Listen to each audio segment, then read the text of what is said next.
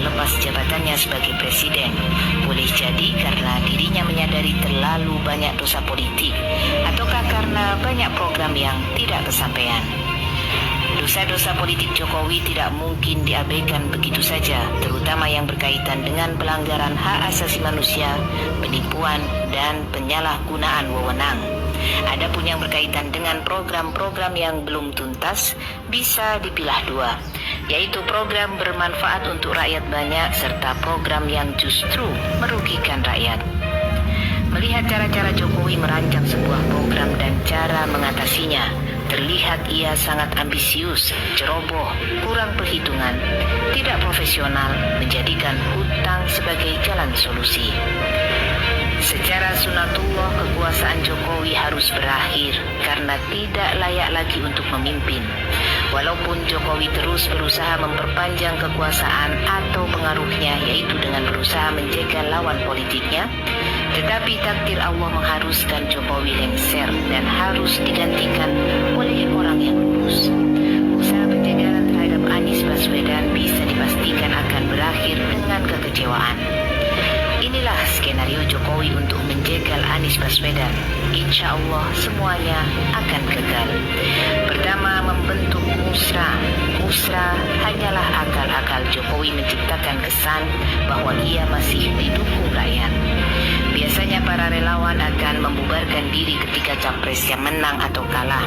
Tapi ini terus dipelihara karena ada agenda terselubung Jokowi, yaitu penundaan pemilu atau perpanjangan masa jabatan presiden. Tapi skenario ini gagal. Kedua, mencapreskan Ganjar. Ganjar adalah orang yang sangat digadang-gadang menjadi penerus Jokowi. Ganjar dinilai memiliki kesamaan karakter, tukang bohong, tanpa prestasi, sangat suka pencitraan, dan sama-sama boneka oligarki Taipan. Diharapkan semua program Jokowi bisa dilanjutkan sekaligus dosa politik Jokowi dilupakan. Tapi skenario ini gagal setelah PDIP mengambil alih Ganjar yang jadi petugas partai dan capres PDIP. Ketiga, menunda pilkada serentak sampai 2024. Sebenarnya kebijakan ini melanggar undang-undang karena seorang PLT hanya dibolehkan selama 6 bulan, bukan sampai 2 tahun. Skenario ini dimaksudkan untuk membangun kekuatan pro-Jokowi sekaligus mempensiunkan Anies secara dini agar Anies tidak punya power lagi. Tapi skenario ini pun gagal total. Keempat, penunjukan Heru Budi sebagai PLT Gubernur DKI bukan tanpa rencana matang, karena tugas Heru Budi adalah menghancurkan reputasi Anies sekaligus mengacak-acak hasil karya Anies.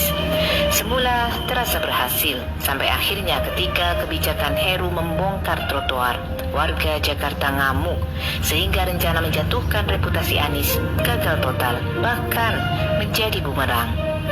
Kelima, mempertahankan syarat ambang batas pencapresan. Semula dengan mempertahankan presidensial threshold 20%, berharap bisa menjegal Anies. Berbagai elemen masyarakat, termasuk partai politik dan DPD, mengajukan judicial review ke MK, tapi semuanya ditolak MK. Skenario penjagalan Anies melalui presidensial threshold akhirnya gagal total setelah Nasdem dengan penuh resiko bergabung dengan PKS dan Demokrat mencapreskan Anies.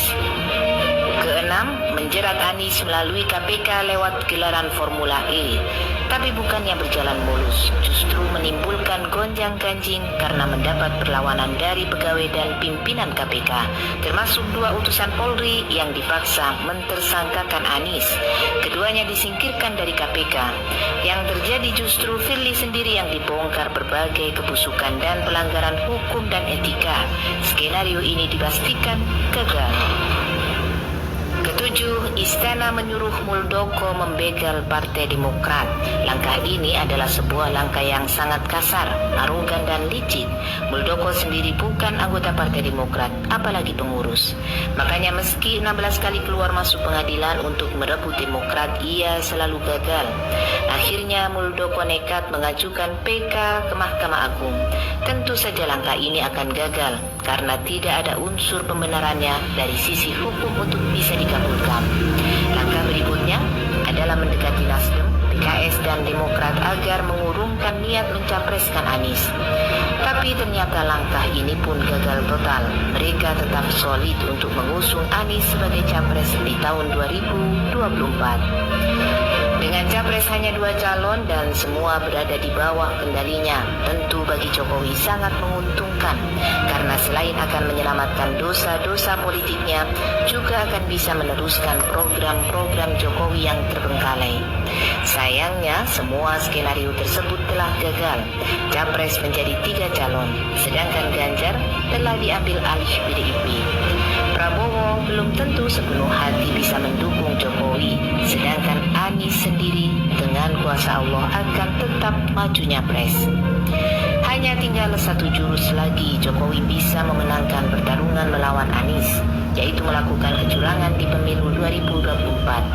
Tapi upaya ini tidak mudah karena modus kecurangan pemilu 2019 sudah terbongkar dan pelakunya Sambo dan Tito Karnavian sudah ketahuan. Adapun KPU dan Bawaslu tidak akan seleluasa seperti 2019 mengingat sumber penyumbang dana sedang berkonflik. Fakta lain, Jokowi dan Megawati berkonfrontasi, lalu oligarki Taiwan mau dukung siapa bisa jadi akan lepas tangan. Saat ini rakyat begitu ketat memantau perkembangan politik di tanah air. TNI pun siap bergerak jika terjadi kecurangan. Diperkirakan selisih suara Anies dengan capres lain sangat signifikan, sehingga tidak mudah mensubsidi calon yang kalah. Tertutup sudah bagi Jokowi untuk menjegal Anies. Mau tidak mau Jokowi harus menerima kenyataan bahwa Presiden 2024 adalah Anies Baswedan.